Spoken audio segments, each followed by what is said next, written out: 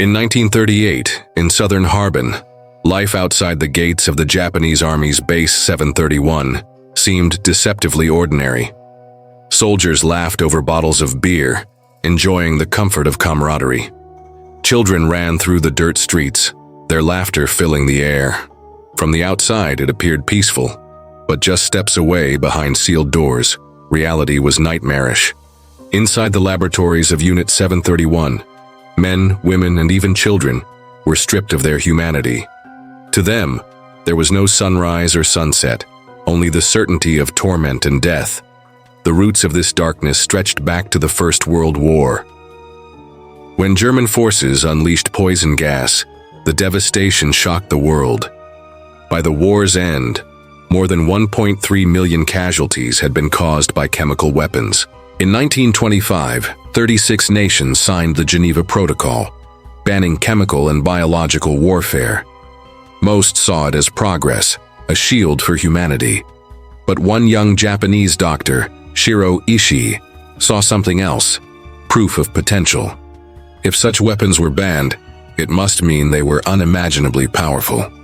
Brilliant yet arrogant, Ishii dreamed of making Japan invincible by creating the most contagious, most lethal biological weapons ever seen. He argued that disease could be a cheaper, more efficient way to conquer nations, especially during times of economic crisis. To him, human suffering meant nothing. People were tools for his vision. By 1928, he was already traveling abroad, gathering knowledge about bacterial warfare. When he returned, Japan itself was shifting. The emperor's rule had strengthened, radical politicians rose to power, and the economy faltered. For Ishii, this was opportunity. He pitched his ideas again to the War Ministry, claiming other countries were secretly developing biological weapons. This time, they listened. By 1932, Ishii's research had official support. His team began experimenting with anthrax, cholera, plague, deadly pathogens with the power to annihilate populations. Yet Ishii believed animals were not enough. He wanted human test data, and with Japan's new conquest of northeast China, he saw his chance. In occupied territory, outbreaks wouldn't threaten Japanese civilians. His first facility was set up in Beijing, where victims, intellectuals, rebels, farmers, anyone suspected of disloyalty, were rounded up. Inside, they were subjected to Type A attack warfare experiments, deliberate infections, injections of pathogens, and experimental bacterial bombs. Few survived, and their deaths were erased under strict secrecy. When a group of captives escaped in 1935 and bombed an ammunition depot, the project was threatened. To cover its tracks, Japan destroyed the Beijing lab. But Ishii's work couldn't stop. It simply needed to move somewhere more remote, where secrecy could be absolute. In 1936, Emperor Showa ordered the construction of a massive new facility in the Pingfang district of Harbin. Officially disguised as the Epidemic Prevention and Water Purification Department, it became Unit 731. Trains delivered supplies daily, but those supplies included human beings, captives transported in locked cars, stripped of identity, and referred to only as logs. At its peak, Unit 731 employed around 20,000 staff, many of them Japan's best medical minds, all devoted to turning disease into a weapon. The experiments defied imagination. Victims infected with plague were dissected alive without anesthesia, their organs examined as the bacteria consumed them. Men were forced barefoot into snow, their limbs plunged into freezing water until their flesh shattered from frostbite. Others were locked into pressure chambers until their bodies ruptured. Pregnant women were deliberately infected, their babies studied at birth, then raised only to be experimented on themselves. Death came in countless forms, each more brutal than the last. Between 1936 and 1945, at least 3,000 died inside Unit 731, though the true toll was likely much higher. But the suffering didn't end within the compound. Ishii's research was weaponized in the field.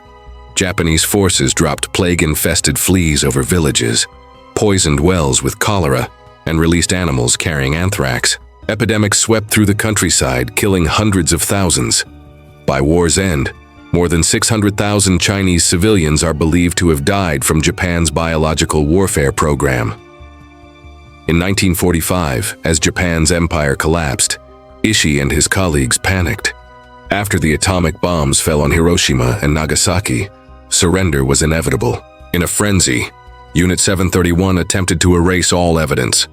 Victims still alive were gassed and dumped in rivers. Buildings were destroyed. Infected animals were released into the wild, triggering new outbreaks that killed tens of thousands more. Ishii himself escaped with decades of secret research, leaving behind nearly 2 million biological weapons stockpiled in China. Justice seemed inevitable, but history took another turn. In 1946, U.S. forces tracked Ishii down. By then, the Cold War was emerging, and America feared the Soviets might seize Japan's biological data. Ishii offered a deal, immunity for himself and his team in exchange for his research. Shockingly, the United States agreed. None of the leaders of Unit 731 ever faced trial in American courts. Only the Soviets prosecuted a handful of members in 1949, extracting confessions of dropping plague-filled bombs and performing inhumane experiments. But in the West, these proceedings were dismissed as propaganda. The few convicted researchers were freed within years, while in Japan, many former Unit 731 scientists lived comfortably, some rising to prominent positions in medicine and politics. Jiro Ishii even faked his own death at one point to avoid accountability, though the ruse failed. Protected by his deal, he lived freely until 1959, when he died of throat cancer. Until the end, he gathered with other former Unit 731 members, some of whom still denied their roles, speaking of their deeds as though they were acts of service rather than atrocities. Their victims had long been silenced, their stories reduced to whispers of history. The legacy of Unit 731 remains one of the darkest warnings of the 20th century. It is proof of how science, stripped of morality, can become an instrument of unimaginable cruelty, and how the pursuit of power can silence justice. What appeared outside those gates as laughter and normalcy masked horrors that still echo across history, a reminder of how fragile humanity becomes when ethics are abandoned.